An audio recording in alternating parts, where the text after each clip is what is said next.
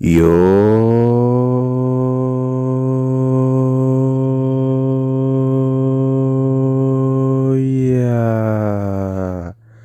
har'a maatis grade 1 jechuudha, grade 11 unit 2 said rational expression and rational function kan jedhu tokkoon kan laallu ta'a jechuudha.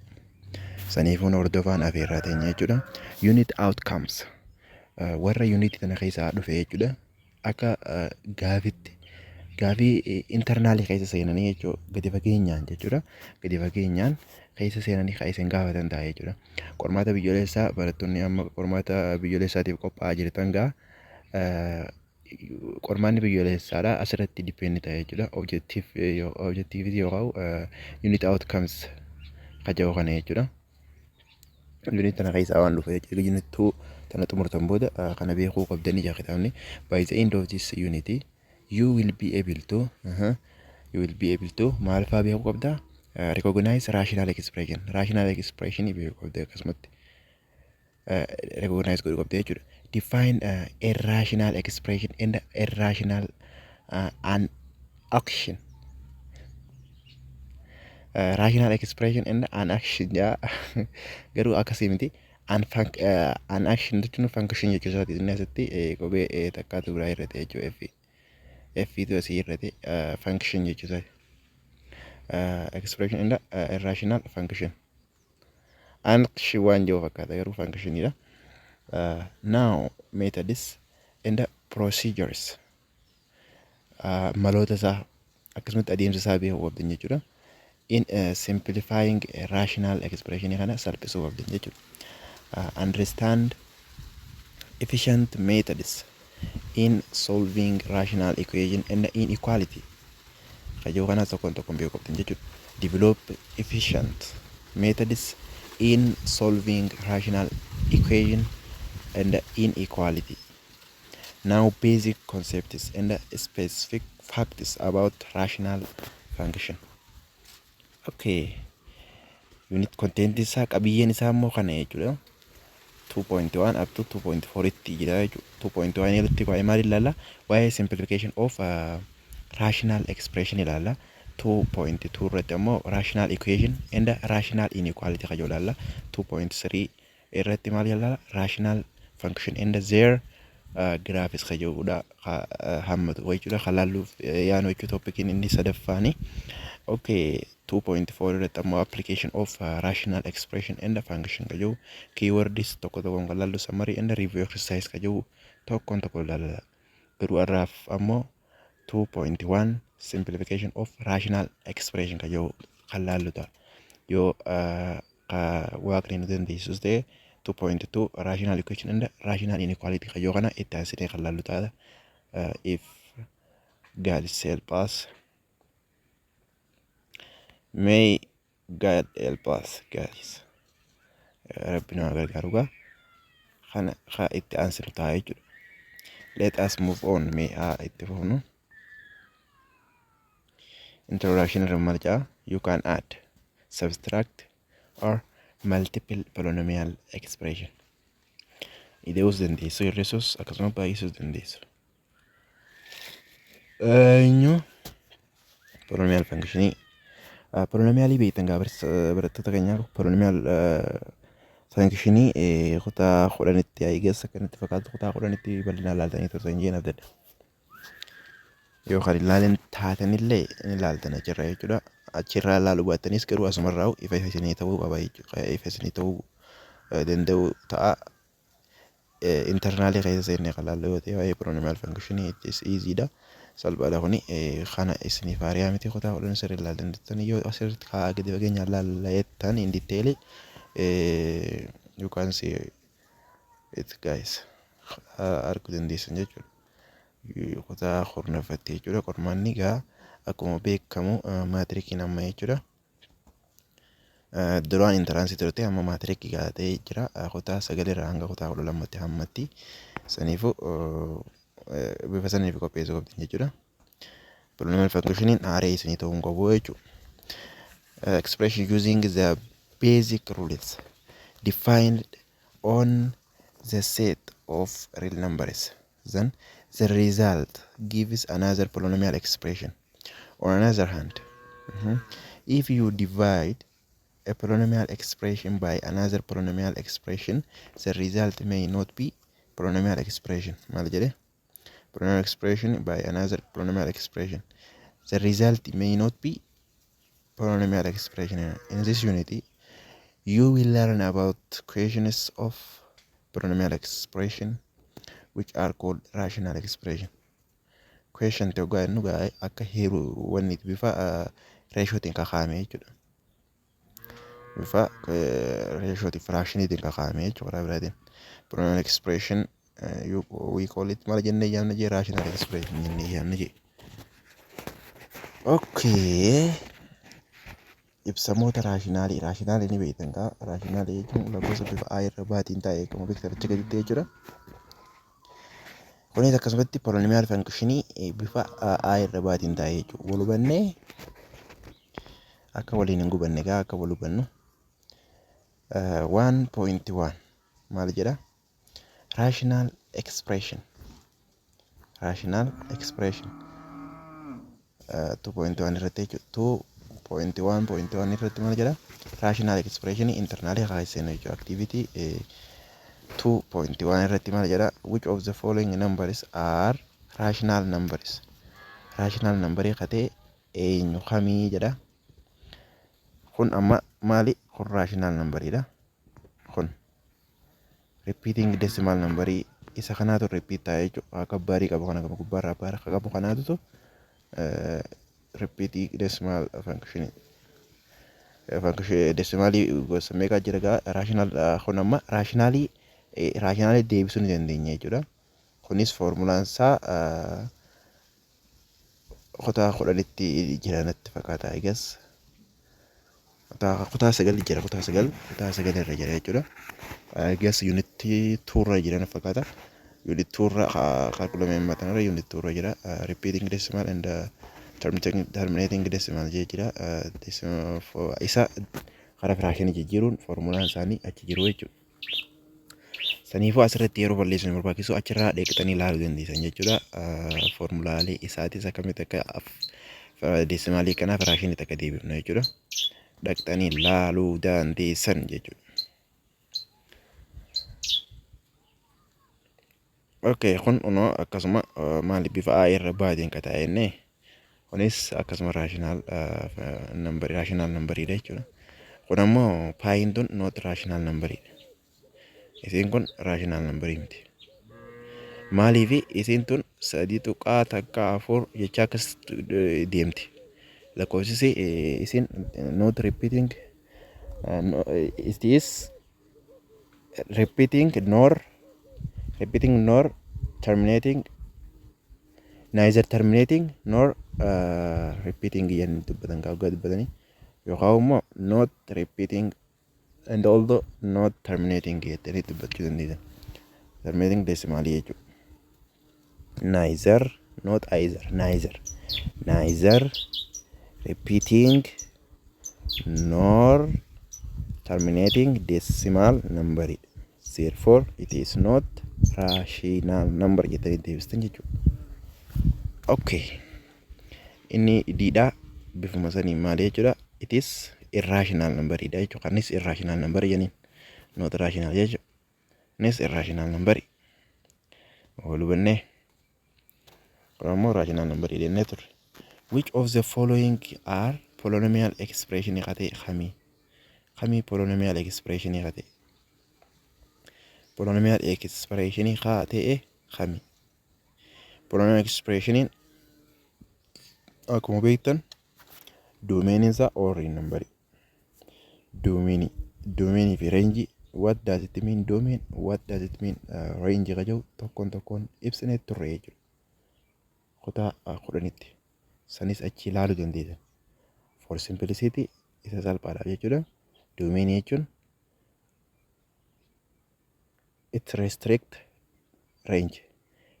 Range restrict gootu jechuudha. Domainin range restrict gootu.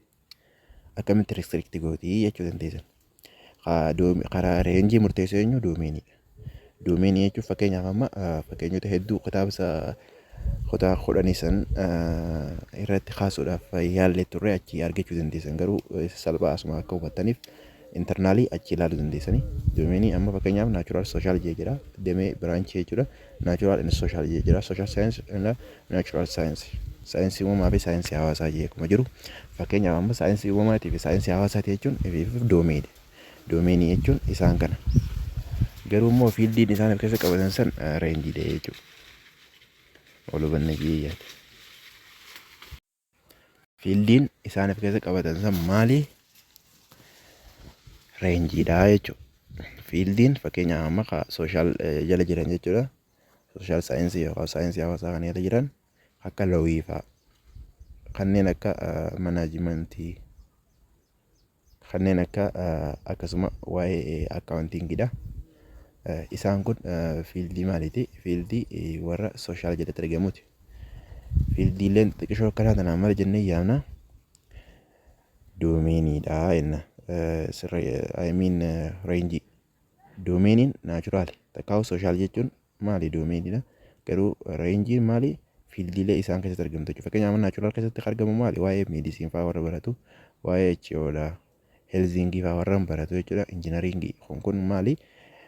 Reenjii maali? Reenjii maaliiti? Reenjii naachuraalii jechuudha. Reenjiin sooshaal maal fa'aa jenne? Akka loowii fa'aa waa'ee seeraa haa baratu, waa'ee akkaawuntiingidha haa baratu. Dameewwan isaan keessatti argaman jechuudha. Warra sooshaal saayinsii keessatti argaman kun maal jennaan? Reenjii jennaan. Kana walubanni jiyyataa internaalii garuu ilaaluu dandeessan kutaa kudhanii kutaa kurnaffaa viidiyoon tolfamte jirti achi ilaaluu dandeessan jechuudha. Asitti kutaa kurnaffaa jettanii barreessitanii ilaaluu dandeessan jechuudha. Okay, kanaan nigaa yoo as dhaabne jechuudha. Pronominal expression kun amma maali? Pronominal expression. Pronominal expression. Okay, kun it is maali pronominal expression kunoo maali? Reenjii isaa all read number jechuudha. All read number. Okay, kanaa kana reenjiin all read number ta'uu hin danda'u. Saniifuu it is not pronominal expression. Kunoo kanaatutu akka inni hin qabaatin godhee jechuudha. Kunoo raadikaaleera yoo kanaatutu x raadikaaleera yoo kanaatu all read number miti doomeeniin isaa. Sila amma asii achi taate asii achi amma 5x plus 3 tana qofa taate pronominal expression jechuu dandeenya. Garuu plus waan isa kanaan jee isaan kan hundi bakka takkatti waan jeef jecha not polynomial expression jechuudha. Domain isaa not all number. Domain isaa all number miti jechuudha. Okay, as you can see on here, 3 raised to x plus x minus 9. This not polynomial expression. Not polynomial expression. Okay. From your response, bakka deebiste. Activity 2.1 irratti observe that laalisan. Rational number is a number that can be written as a quotient of two integers. As a quotient of two integers akka barreeffameeti jechuudha. Akka quotientiitti integers barreeffamee rational number jennee yaamna. Walubannee by the way asirratti dhugaa dubbannu written as akkanaa kana gisee dubbannu fakkeenyaaf amma asitti jechuudha. Asitti kamii bifa irra baatiin barreeffamee jechuu dandeessan. Fakkeenyaaf amma isuma kana desimaaluma kana firaakshinitti jijjiiruu baannee jechuudha. Isuma kana firaakshinitti jijjiiruu baannee yoo asirratti jechuudha 1.12 gubbarra kabariin jiru yoo kana jechuudha repeatingii ta'uu isaa agarsiisti. Kanaa dura deddeebi'aa 12 deddeebi'ee deema yaada jiru of keessaa qabdi jechuudha. Bariin gubbaa irra jirtu kun sararri gubbaarraa kun jechuudha. As over 1 yoo gootan amma over 1 yaadaan jechuudha. Imaginary yaadaan jechuudha. Imaginary over 1 yoo gootan bifa irra baatiin taa'ee jechuu dandeenya. Akkasii barattoota sanii jechuudha. Kanaaf bifa questiontii kanaan taa'ee ka'eennu kanaatu raashinaal nambariidha. Kun garuu akkamiin raashinaal nambarii jettanii akka isin konfiis hin gooneef. Isa kanaa yoo deesimaalitti deebisuu baanne numaatu asirratti imaajinarii lakkoofsa tokko kaayyannee jechuudha. Yaadaan jechuudha. It is raashinaal nambariidha jechuudha. Okay, let us move on. Birra maal jedha? Any expression that can be written jettanii dubbatan hin giseen jiru asitti giraatootti iyyanii jira gaafa aksantii dubbatan pronounce ogaa godhan giraatootti iyyanii jirti yookaan akka jawwati ogaa dubbatu jechuudha ogaa jaan akkasitti dubbisan jaa Ameerikaa noonni garuu British written jettee dubbifti gaa'e. Okay, kun kanaan akka hubattan ingilizeen jiru maal jechuudha akka konfirmasiin goone jechuudha. In the form kana barreeffamaa jechuudha. A7 x raised to n plus a sub n minus 1 times jechuun isin deesin asitti times jechuun isin deesin. Kun amma maali? Kun leading coefficientidha. Leading coefficient jechuun coefficient isa dura. Kanaas waa'ee leading coefficient kayyoo kana guutuutti kutaa kurnafaatti laaluu dandeessan barattoota. Achirraa arguu dandeessan asirratti yeroo balleessuun hin barbaachisu jechuudha kan fakkaatu. Okay, x raised to n minus 1 plus j asiin deemee bifa kanaan itti deemee jechuudha. Hanga sub 0 hanga jirutti a 0 hanga jirutti takka a sub 0 jechuun miila ilaa kana waan jechuudha. Subscript Amila Lambre from Judah, Gama for Ludradin, coefficient of subscript is not familiar with you, it is familiar with you, I guess.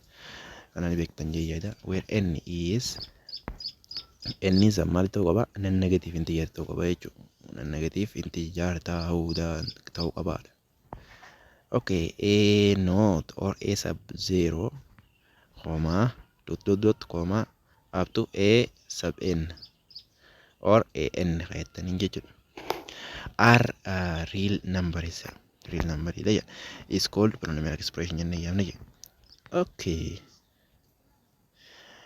Rational expression are defined as questions of polynomials. Maal jedhee kun amma polynomialii deennee jira. Walii galee kun amma polynomialidha. Over isa kana over isaan kana tiin maal jennaani rational expression jennaan jedhe.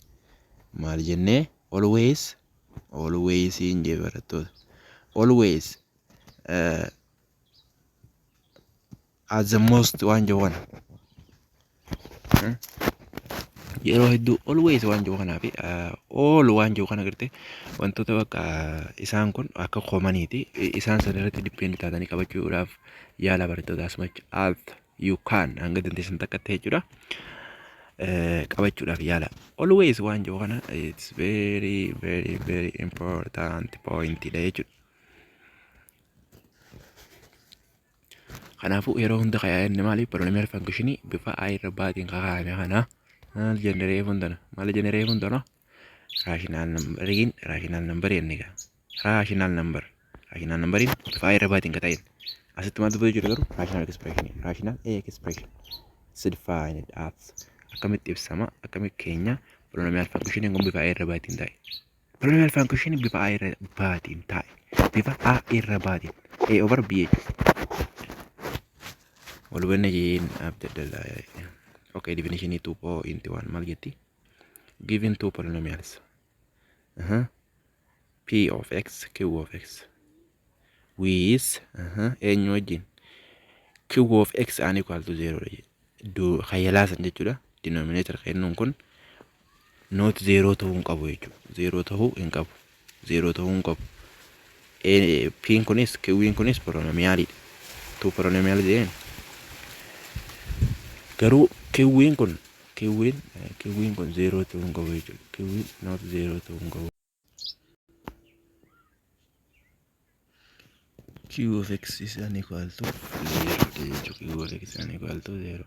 Sererega jette bifa a irra b p of x over q of x as well as 0 it is not known in mathematical expression.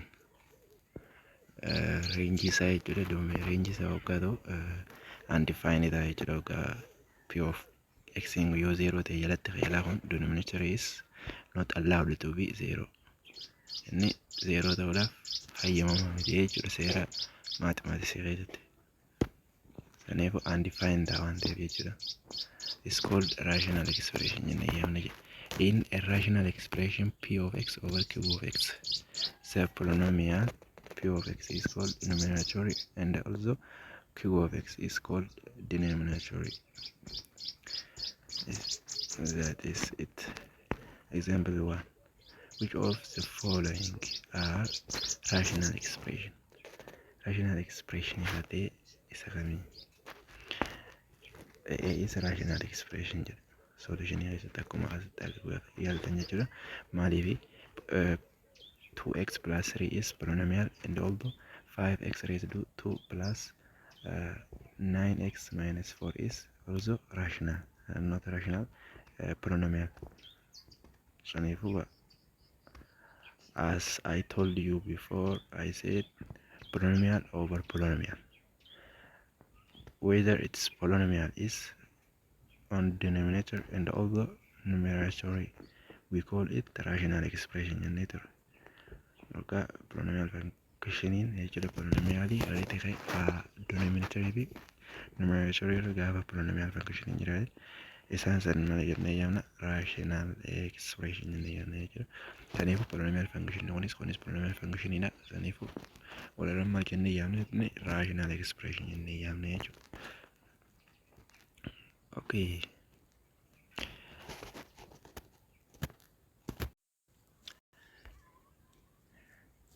Biir gaafa dhufnu jechuudha. Biir maal jaa 6x raised to 3 plus 4x minus 7 over x square plus 1. Let me have a look in detail. First, we have to look on the denominator. Denominator maal jaa x square plus 1 in maali polynomial function.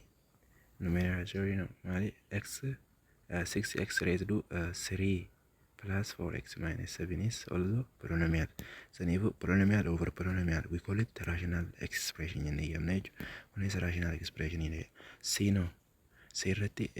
when we look on the numerator, numerator in 2 is polynomial or not, according to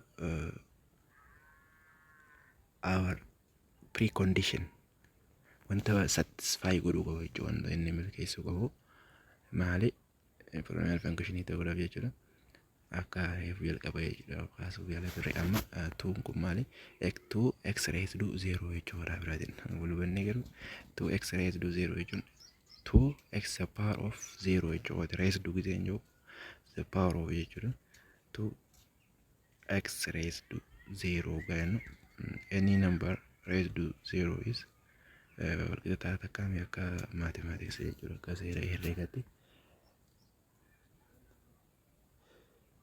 x the power of 0 jechuun takka jechuudha yeroo mara jechuudha any number gosa fedhe gaafa poweriin isaa 0 ta'e immoo dhibba takka jechuudha ammattuu jufne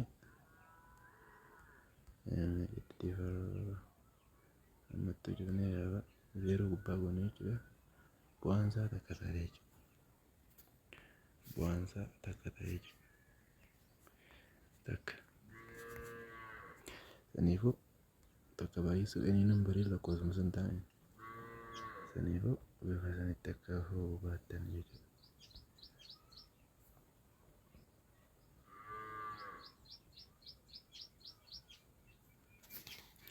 Saniifuu mana jechutti 2x raised to 0 jechuudha. Kana jechuun maal jechuudha 2 times 1 jedhanii ta'a 2 dha jechuudha. Saniifuu maali kun polynomial function dha jechuudha. Numerator denominator is x raised to 3 minus 1 kunis polynomial function because domain isaa already number ida jechuudha. Domain isaa already number ida.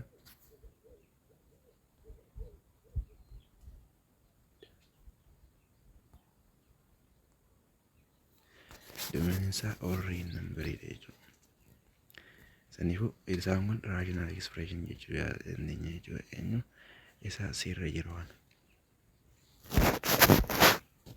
Inni dirra jiru x raised to 3 x power of 3 plus jechuudha x raised to giseen jiru akka confusion taane x power of 3 jechuudha plus 3x minus 1 it is amma numerator isaa maali polynomial function inni jechuudha. Denominator isaa to denominator inni qaba jechuudha ndisan ni qaba akkami qaba yoo jettan akka reefan tana jechuudha qaba kaasuudhaan yaalaa turre jechuudha. Asirrammaan tana over y yoo goone over 1 yoo goone jechuudha. Over 1 yoo goone 1 numerator inni kun polynomial function 1 jechuun 1 times x raised to 0 jechuudha. X raised to 0 jechuudha. Saniifuu 1 times x raised to any number is 1 in 1 times 1 is 1. Saniifuu it is polynomial. Saniifuu maali denominator is numerator is polynomial function waan taane we call it rational expression inni yaamne jechuudha. Okay, let's jump on E. E no maal jedha in 2x raised to 3 plus x over jedhe and radical x square plus 1 x square plus 1 jechuudha. Kuni maal jechuudha? Amma fakkeenyaaf numerator gaafa ilaallu jechuudha. Numerator maali 2x square plus x it is polynomial, but denominator is not polynomial function. Polynomial function is denominator in x and radical x square plus 1 is not denominator, not polynomial function. Sanifu polynomial function over polynomial function is rational expression. Polynomial function over another function not rational expression. Sanifu not rational expression in como agartan kitaaba rational expression because both is allachuudha denominator and numerator maali jechuudha polynomial function jechuudha. Sanifu we call it rational expression jennee yaamne jechuudha. Seerraas gaafa dhufnu rational expression because two is constant polynomial. Constant polynomial yookaan lakkoofsa jechuudha. Constant yookaan lakkoofsa kaa jijjiiramaa hin qabne jechuudha. Jijjiiramaan isaa raised to 0 waan ta'eef jechuudha. The power of 0 waan ta'eef x the power of 0 waan ta'eef we call it constant jennee yaamne jechuudha. Kana akka inni beektan kana x raised to 3 minus 1 is polynomial. We call it rational expression jennee yaamne jechuudha jechuudha. Okay. X the power of 3 plus 3x minus 1 is a rational expression. Maaliif yoo jettan jala takkaa jira jechuudha. Maaliif yoo jettan because the expression x raised to 3 plus 3x minus 1 can be expressed akkanatti ibsamuu ni danda'a jechuudha. As akka x raised to 3 plus 3x minus 1 and both jennaan eenyu jechuudha. Numerator fi denominator polynomial expression is we call it rational expression in the example. Okay, irregular not rational expression because denominator is not rational not polynomial polynomial expression one polynomial expression in tenif we don't call rational expression in the okay, exercise 2.1. It said which of the following expression are rational expression. Ajo kana kanatti yeroo balleessuun hin barbaachisu. Amma asirraa gaaffii inni ulfaatti yoo yaaddu akka yaada kootitti jechuudha. Isinis dalaguu qabdu waan ta'eef qofa dalagni haa yaanu qofa dalagnee jechuudha. B itti dana barbaachisaa ta'e B saniifuu C dhaa fi D in isin hojjechuu qabdan jechuudha.